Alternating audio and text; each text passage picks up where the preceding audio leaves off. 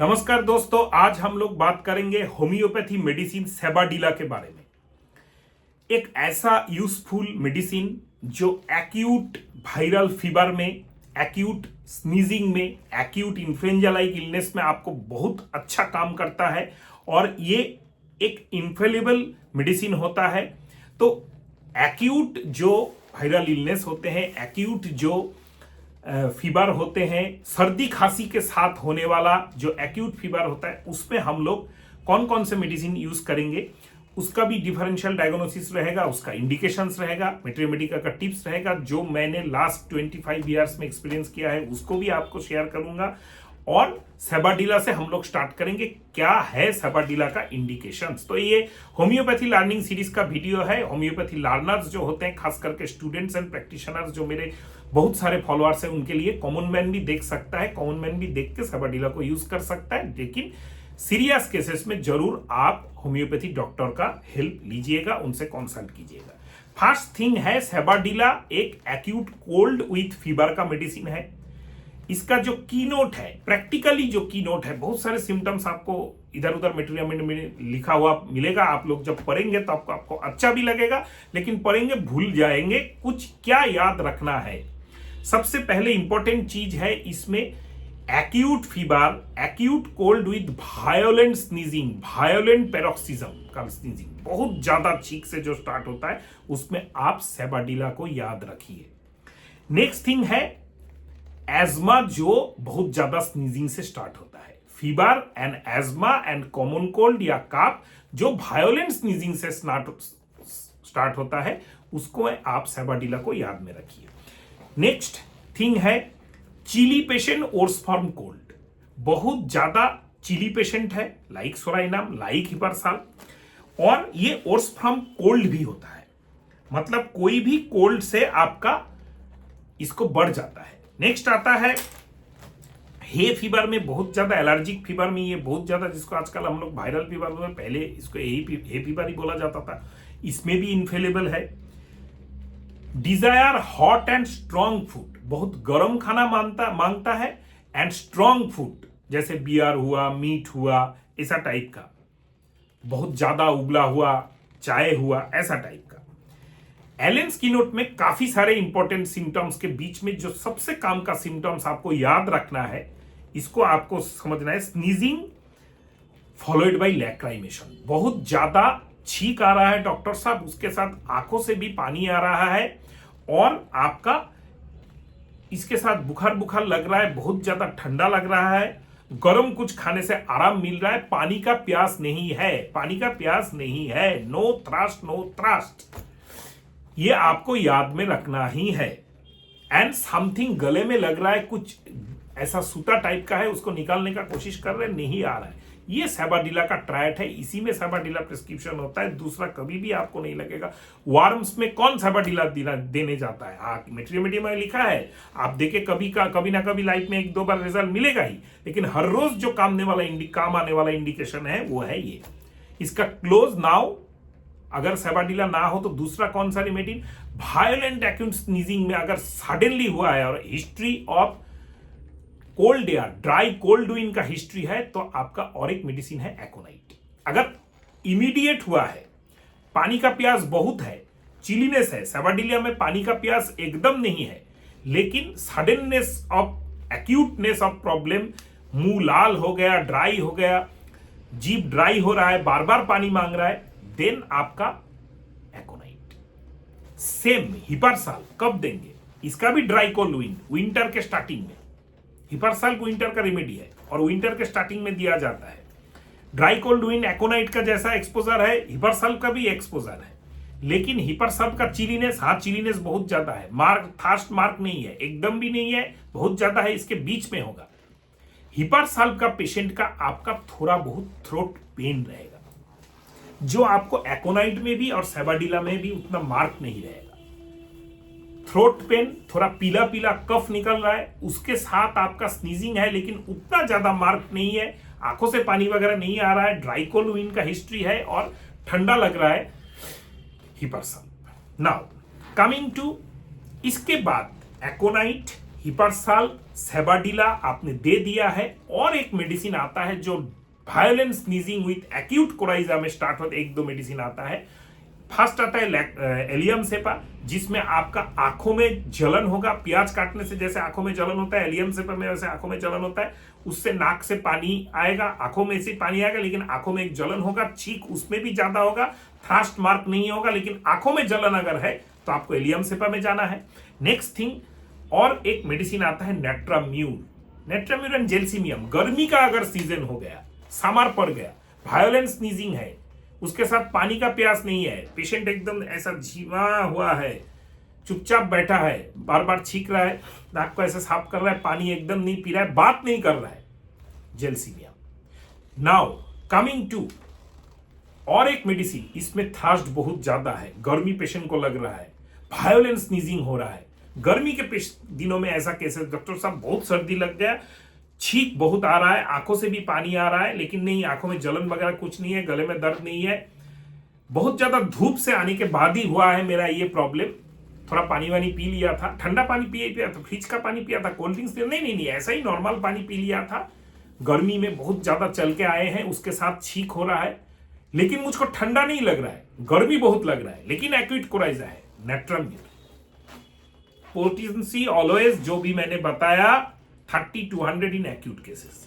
Now ये जो stage सेबाडिला का है, इससे थोड़ा सा डीप स्टेज में बुखार ज्यादा आ चुका है, बहुत ज्यादा प्रोस्ट्रेशन है, वीकनेस बहुत है, 2 दिन हो गया, पैरासीटामोल ले लिया, बुखार का दवाई ले लिया, एंटी एलर्जिक वगैरह खा लिया। हाँ डॉक्टर साहब, आप जो बोल रहे हैं कि बहुत ज्यादा छींक तो था स्टार्टिंग में, अभी उतना ज्यादा छींक नहीं, अभी वीकनेस ज्यादा है और बुखार ज्यादा है। चिलीनेस सेबाडिला के जैसा ही है, गरम खाना, स्पाइसी खाना, बियर, फैटी खाना, स्ट्रॉन्ग खाना खाने मांगना सेबाडिला के जैसा ही है। चिलीनेस भी सेबाडिला के जैसा है, हिस्ट्री सेबाडिला का ही दे रहा है, लेकिन अभी वो स्टेज गुजर चुका है, छींक उतना नहीं है, एलोपैथी मेडिसिन पर गया है। Medicine is arsenic available. 200 1 चम्मच पानी में 2 बूंद डाल के दिन में 2 बार 2 दिन दीजिए, मैजिक हो जाएगा। नेक्स्ट थिंग है, और एक मेडिसिन के बारे में मैं, 1-2 मेडिसिन के बारे में मैं, यही सब मैं करता रहता हूं। थोड़ा मैट्रियोमेडिका का पागल आदमी हूं, पढ़ता हूं, उसको प्रैक्टिकली अप्लाई करूं। क्या एक मैट्रियोमेडिका का 8-10 पेज में है, वो मुझको याद रखने का जरूरत नहीं है। जो काम में आएगा काम में आएगा, आज मुझको पेशेंट को ठीक करके देगा, वही सिम्टम्स मैं याद में रखूंगा, और जो पेशेंट को मैंने दे के ठीक किया है उसको तो जरूर जरूर जरूर याद में रखूंगा। इस तरह आप मैट्रियोमेडिका अगर पढ़ेंगे तभी आप प्रैक्टिकली कर सकेंगे। पेशेंट का लाइन चेंबर के बाहर लगेगा, पेशेंट दुआएं देंगे, पैसा तो अपने आप आ जाएगा, उसका कोई जरूरी नहीं है सोचने के लिए। लेकिन होम्योपैथी डॉक्टर्स लोग पेटेंट, टॉनिक, फलाना आर ग्रुप का मेडिसिन, एच ग्रुप का मेडिसिन, बी ग्रुप का मेडिसिन, कॉम्बिनेशन पेटेंट वगैरह, बी ओमुक, ये सब देते रहते हैं, आर ओमुक।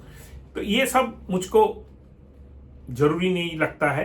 होम्योपैथी क्लासिकल जो मैं करने का कोशिश कर रहा हूं, मैं जानता हूं यही क्लासिकल आपका मेडिसिन है, यही क्लासिकल मेडिसिन आपको चेंबर में पेशेंट को ठीक करने में हेल्प करेगा।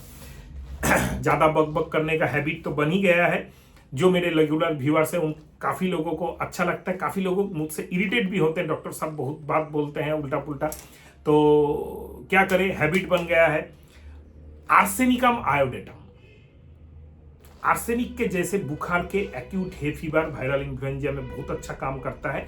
उसमें आप patient is hot patient, not arsenic like chilly patient, thrust patient arsenic के जैसा, हॉट आयोडम के जैसा, वीकनेस आर्सेनिक के जैसा, फीवर स्नीजिंग सेबाडिला के जैसा, एक्सकोरिएटिंग डिस्चार्ज आर्सेनिक आयोड का कीनोट है। एक्सकोरिएटिंग मतलब डॉक्टर साहब छींक आ रहा था, डॉक्टर साहब प्रॉब्लम हो रहा था, अभी तो एलोपैथी मेडिसिन ले लिया, काफी कम है, लेकिन वीकनेस बहुत है, बुखार बार बार 3 दिन से घूम घूम के आ रहा है, और नाक में जलन हो रहा है, जो ऐसे निकालने का कोशिश कर रहा हूं, नाक का मैल तो थोड़ा जल रहा है, आंखों में ऐसा पूरा बंद हो जा रहा है, जो आंखों का जो मैल है वो जम जा रहा है, उसको निकालने का कोशिश करूं, थोड़ा जलन जलन हो रहा है, that is called excoriating discharge. Excoriating discharge का मतलब ये नहीं है कि जहां से वो डिस्चार्ज जाएगा उस जगह को जला के छार-खार कर देगा, ऐसा कुछ नहीं है।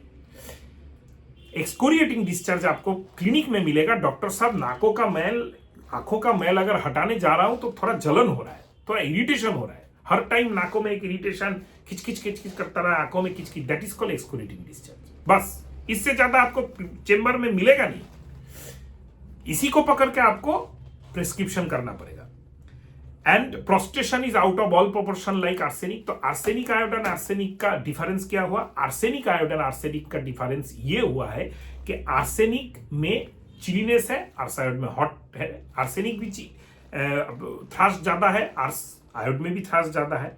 आर्सेनिक में भी बीटा टेस्ट है, लेकिन आर्सायोड में बीटा टेस्ट आपको नहीं बोलेगा पेशेंट। आर्सेनिक में अक्सर एक्यूट केसेस में बोलता है। नाउ और एक लास्ट मेडिसिन स्टिक्टा पाल्मोनेरिया, ये भी acute violent sneezing hay fever का, वायरल फीवर का ऑनसेट में आता है, साइनोसाइटिस का ऑनसेट में आता है, पेनफुल स्नीजिंग। लेकिन ये just like opposite of our today's discussion. Our today's discussion में हम लोग अभी तक क्या किए? फ्लुएंट कोराइजा, फ्लुएंट स्नीजिंग, बहुत ज्यादा सर्दी निकल रहा है, आंखों में जलन हो रहा है, एलियम से सोचा, हिपरसाल्प सोचा, एकोनाइट सोचा, सेबाडिला सोचा, उल्टा अगर हो जाए तो क्या करेंगे? डॉक्टर साहब पिकनिक गए थे कल, डॉक्टर साहब गाड़ी से आए, डॉक्टर साहब ट्रेन से निकले, एसी ट्रेन से निकले, ठंडा में एसी ऑफिस में चले गए थे, उसके बाद से नाक पूरा ड्राई बंद, दवाई दीजिए ना, सेबाडिला तो आएगा नहीं, एलियम से तो आएगा नहीं, हिपरसाल्प तो आएगा नहीं। 2 medicine, don't forget my friends, only 2 medicine इसी जगह पे काम में आता है। Acute stuffiness, painful stuffiness of the nose with feverish sensation, Sticta pulmonaria and Sambucus nigra. What is the beautifulness of homoeopathy? हर चीज के लिए होम्योपैथी में मोतिया छुपा के रखा है। Master Hahnemann and master Kent and बोनिया बोगार, बोनिंग हुसैन, बार्नेट, सब ने, एलन ने, हम लोग ढूंढ नहीं पाते हैं। तो नाक बंद हुआ हवा से आने के बाद स्टिक्टा पाल्मोनेरिया, और ये जो नाक बंद है इसके साथ रात में सोते ही नाक बंद और ज्यादा होता है और खांसी बहुत ज्यादा आ रहा है। रात में खास करके नींद से जाग रहे हैं, नाक बंद है, उसके साथ खांसी ज्यादा आता है, सैम्बुकस। तो सैम्बुकस का खाली हम लोग यही देखते हैं कि रात में नाक बंद ज्यादा हो रहा है और इतना खांसी है कि पेशेंट उठ के जग जा रहा है, सैम्बुकस। और इसके पीछे स्टिक्टा पाल्मोनेरिया हम लोग ये देखते हैं, नाक बंद है, हर टाइम नाक बंद है, बहुत स्टाफी नोज है, पेशेंट थोड़ा एलर्जिक है, कोल्ड, साइनोसाइटिस का यहां दर्द, painful nasal blockage with dryness of the all nasal mucus membrane and feverish sensation अगर है तो स्टिक्टा पाल्मोनेरिया। और अगर पेशेंट का फीवरिश सेंसेशन उतना नहीं है, थोड़ा बहुत छींक भी आ रहा है, लेकिन dry coryza with nasal blockage and cough aggravated at night particular in lying down position, sambucus नहीं। हाँ, नाक बंद है, ग्रीनिश डिस्चार्ज आ रहा है, रात में खांसी ज्यादा हो रहा है, सोते ही नाक बंद ज्यादा हो रहा है, थोड़ा थोड़ा सर्दी है, इसमें पाल्सेटिला भी आता है, लेकिन पाल्सेटिला का ड्राइनेस सैम्बुकस जैसा नहीं है। सैम्बुकस में नाक बहुत ज्यादा बंद रहता है, ड्राई कोराइजा है, पाल्सेटिला का मॉइस्ट कोराइजा है, पाल्सेटिला का येलोइश ग्रीनिश डिस्चार्ज है, जो सैम्बुकस में नहीं है। लाइंग डाउन एट नाइट ये सैम्बुकस में भी है, पाल्सेटिला में भी है। अगर वीडियो को अच्छा लगा है, वीडियो के नीचे कमेंट कीजिए कि मैं कैसा समझा सकता हूं, और अगर आपको और किसी मेडिसिन के बारे में जानना है तो जरूर कमेंट में लिखिए, और अगर आप चैनल में नए हैं, चैनल को सब्सक्राइब करके बेल आइकॉन को प्रेस कर दीजिएगा। दोस्तों नमस्कार।